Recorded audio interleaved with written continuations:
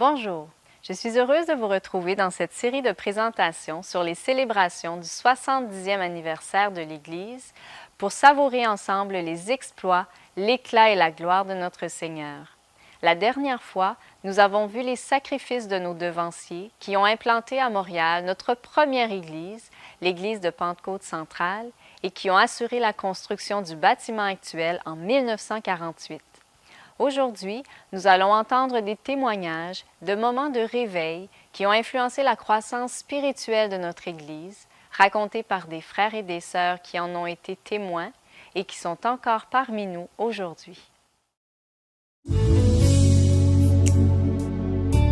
Rappelons-nous, il y a 70 ans, des hommes et des femmes avec leurs propres moyens ont bâti cette Église avec le courage et la détermination qui nous permettent aujourd'hui de célébrer le Seigneur dignement.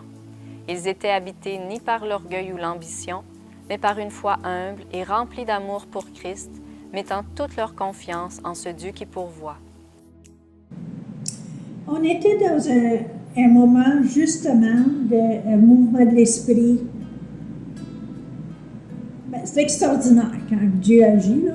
Et puis je ne peux pas dire que c'est plus extraordinaire plus que d'autres fois, mais quand Dieu agit, c'est merveilleux. Et puis, Frère Lassay, il est descendu en bas dans l'allée, puis il est allé prier pour c'est un de mes amis, qui avait eu un accident d'auto, puis il a porté un collet. Et puis, elle ne pouvait même pas l'enlever prendre son bain tant qu'elle avait mal dans le cou. Et puis, quand il est allé prier pour elle, elle a dit, Frère Lassay, il n'était pas bien dans le temps, il avait le cancer. Elle a dit, si Dieu ne guérit pas, moi, là, je ne suis pas guérie, sortez. Puis il dit, on n'est pas guéri par mérite. Il dit, c'est de grâce de Dieu. Il a prié pour elle, elle a retourné à la maison, puis elle a fait du corps ce soir-là, elle a pu prendre son bain, elle a pu enlever son collet, elle ne l'a plus jamais remis. Il était complètement guéri. C'est quelque chose qu'on était témoin. L'onction de Saint-Esprit est tombée sur toute l'assemblée et puis il y a eu d'autres baptêmes ce soir-là. Et puis, fait que c'est comme ça, ils ont chanté ensemble le petit refrain, là. Et puis, fait que ça s'est terminé par la prière et puis des baptêmes dans le Saint-Esprit. Ce soir-là, ce dernier soir-là. Mais avant ça, il y avait eu beaucoup de baptêmes dans le Saint-Esprit, il y avait eu des guérisons, des délivrances, et puis ensuite, il y a eu des âmes sauvées, et puis des personnes qui s'étaient éloignées du Seigneur et puis qui se sont rapprochés.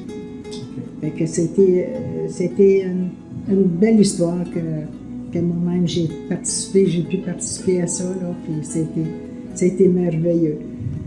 Fait que ça nous a renouvelé tous les anciens, ça nous a renouvelé dans l'Esprit de Dieu, la présence de Dieu, puis c'était vraiment merveilleux. Il y en a plusieurs qui ont été guéris. Je me souviens d'un des évangélistes, je ne me souviens plus de son nom, là, mais je pense qu'il était 3 semaines avec nous. Puis dans ces 3 semaines-là, je pense qu'il y a eu 35 personnes qui ont été baptisées du Saint-Esprit. Donc, c'était des temps de réveil, c'était pas des temps faciles, mais c'était des temps de réveil.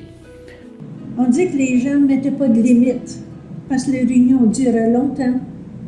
Et puis les temps de prière après, là, c'est rare que ça finisse avant 10h30, 11h. Rare. Et puis c'est dans ces moments-là, que les gens avaient vraiment faim de Dieu, puis c'est là qu'on voyait les baptêmes du Saint-Esprit.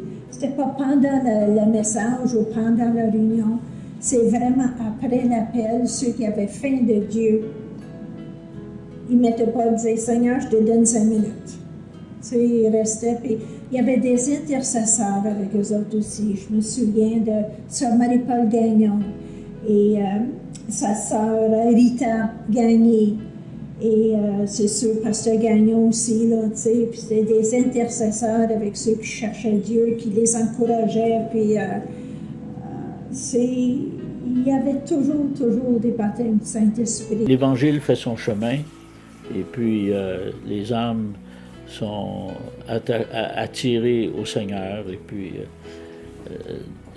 plusieurs ont été sauvés, plusieurs centaines ont été sauvés depuis le début. Personnellement,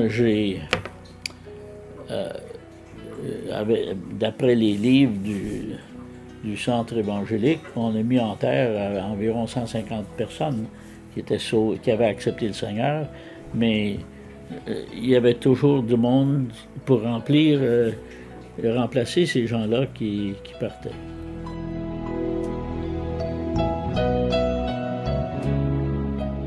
Le Seigneur nous a manifesté pendant 70 années sa bonté, son amour et sa grâce, et nous en serons toujours reconnaissants.